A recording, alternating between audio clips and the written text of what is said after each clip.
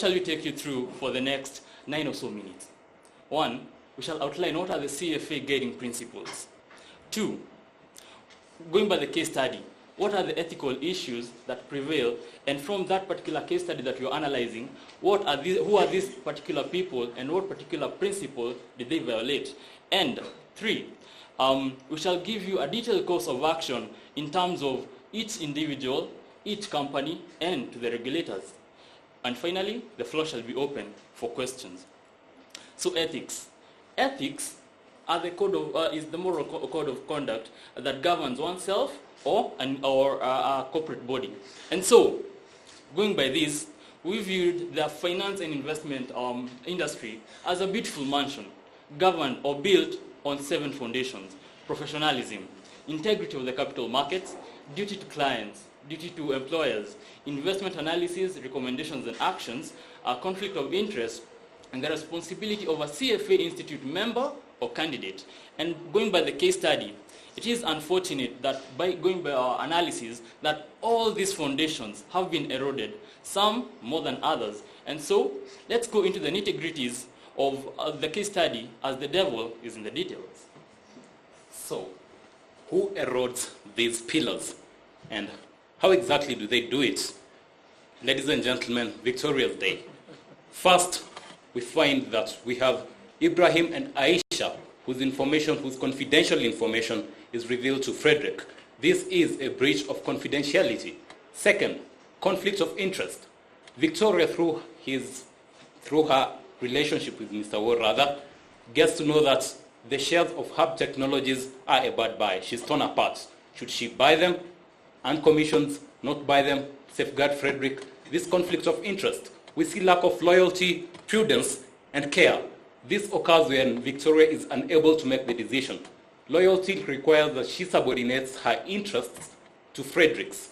Moving on to Collins' day. What's wrong here? 1, Tanya reveals confidential information to Collins. This is failing in her duty to her employer, which is loyalty. Secondly, the integrity of capital markets is violated. This happens when Collins passes this information to Paul and Teddy, who act on it and cause others to act on it. This results in widespread insider trading. We see investment analysis, recommendation, and action that lacks reasonable basis. This really happens when the investment decisions are made based on insider information rather than investigations and research.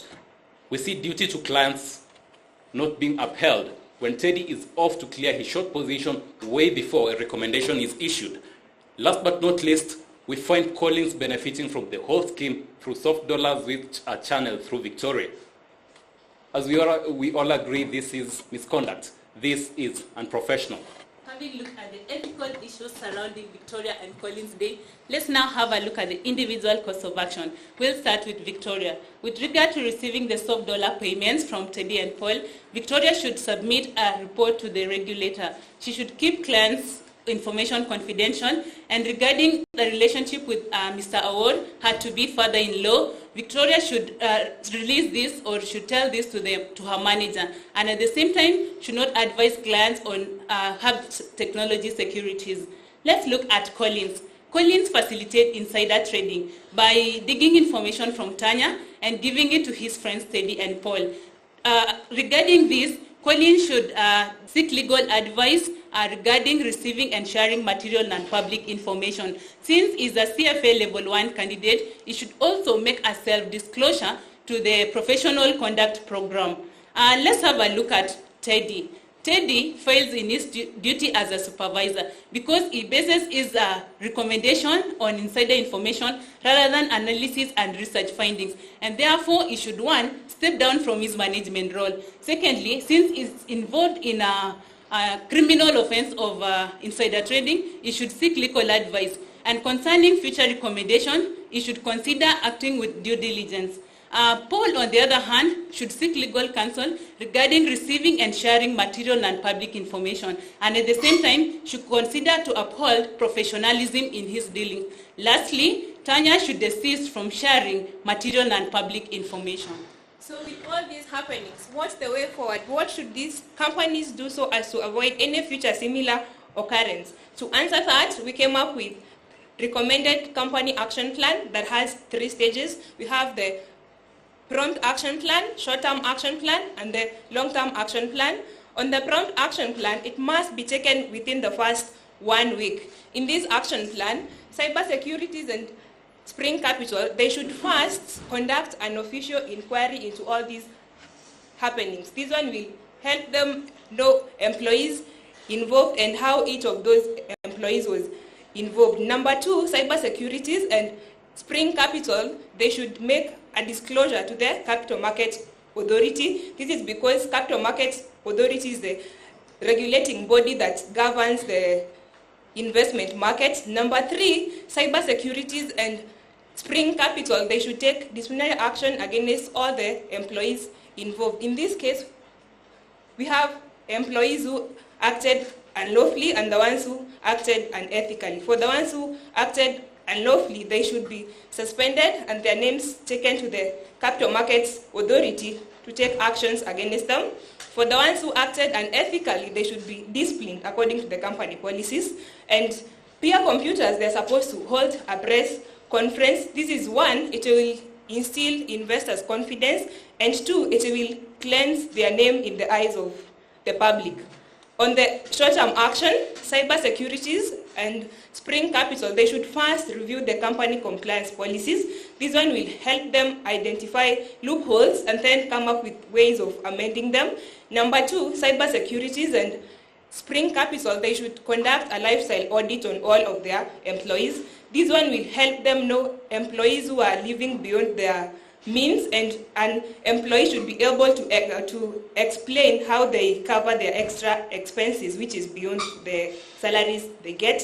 Number 3, cyber securities and Spring Capital, they should conduct a firm-wide transaction audit. This is because we are being told the series of soft dollar payments made to callings through Victoria, they are being accounted in the books of the accounts. And finally, to cyber securities, Spring Capital, and peer computers, they're supposed to hold monthly ethical staff trainings. They should actually come up with a written code of conduct which should be shared frequently and widely with all of their staff in the company.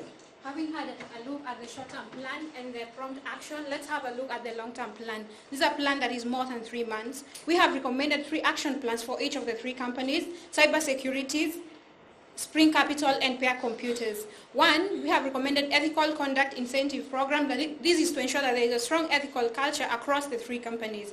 Number 2, we have whistleblowers program, and this is to ensure that we have an extension where the employees can report any unethical action that is happening in the company. Number 3, we have continuous trainings on ethics and consequences of unethical behavior. That this should be all year round to ensure that the employees are aware of the written code of conduct and also follow the compliance policies and procedures.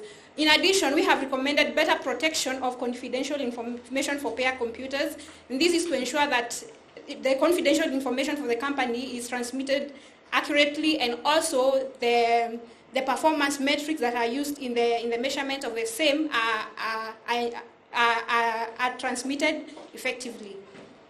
Let's have a look at recommendations to the regulator, that is the Capital Markets Authority and even CFA Institute as a regulator in the investment industry. 1, we have recommended conduct of compliance snap checks, and this is through independent bodies who can audit the companies to ensure that the employees are aware of the written code of conduct and also follow the compliance policies and procedures. Secondly, we have establishing a whistleblowers hotline and reward platform, and this is to the general public and also the investment professionals in the industry, where they can report any unethical action happening in the industry. Thirdly, we have more rigorous unethical behavior detection measures. For example, they could detect exceptional trading volumes just around the announcement date of the performance of the company and also investigate into the same.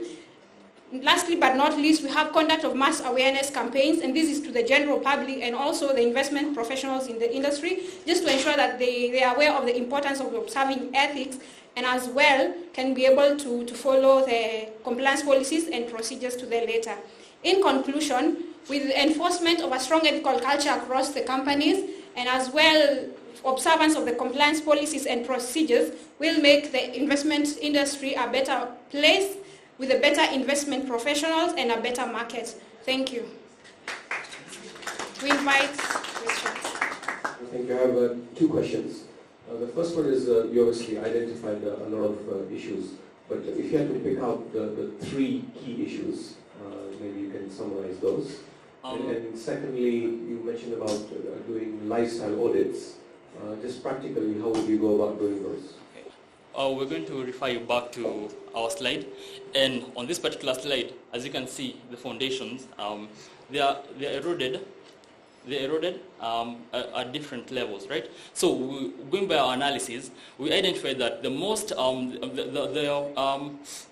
pillar that has been eroded the most is the integrity of the capital markets. This particularly is where the use of non-public and material information is disseminated to them, is used for trading, and also whereby there's a massive insider trading scheme which is planned, and so that was the principle that was most eroded, followed by the conflict of interest, because we have where Victoria is practically unable to make a decision as to whether to advise Frederick on whether to buy or sell, because number two, her judgment is clouded. She has a wedding that's coming up.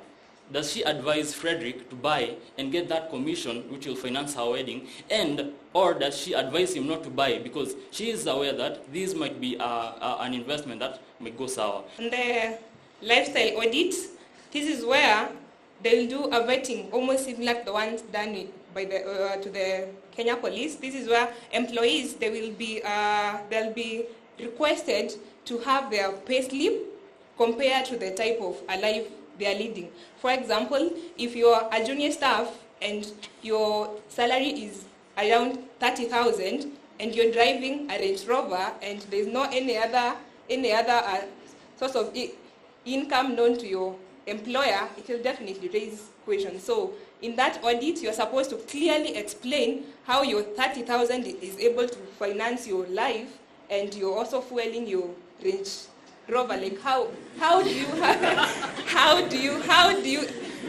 cater for that extra expenses? Help me understand how you looked at that and picked out the ethical issues and how you would prevent how the companies should institute procedures or structures to ensure that close personal relationships do not become ethical issues. The more fundamental issue is not the relationships themselves, because good relationships are productive, but the misconduct. This falls under unprofessionalism, where misconduct bars people from acting in any way that is fraudulent, that involves deceit. So relationships are okay from our analysis. What is more fundamental is how do we use them? How do we use them more productively rather than counterproductively? Going by our analysis, it is our recommendation that particularly both Spring Capital and Cyber Securities, they should be taken to task for the actions of the employees by the CMA as the regulator and also the NSC as the governing body in terms of the trading, because we find that it is as a result of that insider information that Spring Capital is able to make a capital gain of $4,050,000 US. Translate that into Kenyan shillings. That's roughly 400 million, and that's really huge that's really significant in the market, because it's very far-reaching more so. And so, due to this, the integrity of the capital market will be put into question if nothing happens. If you only penalize a few people, that will signify that probably the regulator is soft. And so we feel that the companies should be put into task in terms of how their employees conduct their business, because if the company is straight and very strict in terms of the ethical policies by the employees, I'm sure that everyone will follow the ethics to the latter. Of the individuals who are market practitioners, which one would you identify as having behaved in the worst manner? We identified Collins to have behaved in the worst manner. One, given that he is a CFA level 1 candidate, he should have the knowledge of ethics, but he goes on intentionally to dig for information from Tanya, and he gives this information to Paul and Teddy, his friends, who facilitate insider trading using it. So I believe of all of them, Collins has done these mistakes, but he knows like it is intentional. Thank you. Just one question regarding Tanya. We haven't heard much about her. What do you think should be happening to her? Did she participate in insider trading? What should happen to the company pair? And how could this have been prevented? In regards to Tanya, and the reason why we found her culpable to a violation of ethics is because she is an investor relations employee or manager, and so her job is not to dish out information that is non-public. You cannot go, just because you're the investor relations manager, go dishing out information that the company has not yet made public. And in this case, she disclosed the gross margins that it is expected that the company will grow by. I'm sure she just overheard. It was not intentional. She was probably not told, so she overheard. And from the case study, you can see she doesn't know much. So she's culpable because she discloses all these, and without a flinch, because she equally discloses how they intend to launch new products in December. This key material that influences how people make their decisions, because by such information, I will probably invest more because I can see there's a future, there are new products, you see.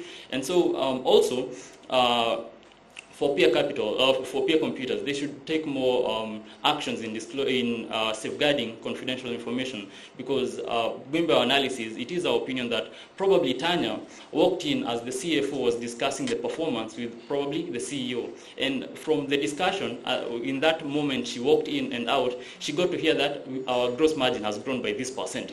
Yes? So they should safeguard it more. I need to stop. Just to add on that, Tanya says something very unfortunate. She says she's sorry she cannot be of much help. So maybe if she knew more, she'd reveal more. It's unfortunate. All right. Thank you very much. Clap for Bridget. Thank you very much. And excuse you, we'll bring you back up for Bridget. I want to announce the winners. First of all, I'm going to announce the second and third place, but yes, okay. Third place team. But I want to really appreciate, I think all the teams have tried very hard and they've done a great job. In third place is Kenyatta University.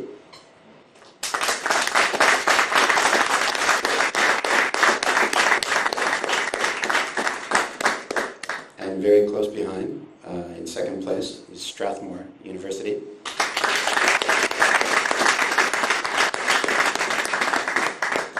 And the winners, University of Nairobi.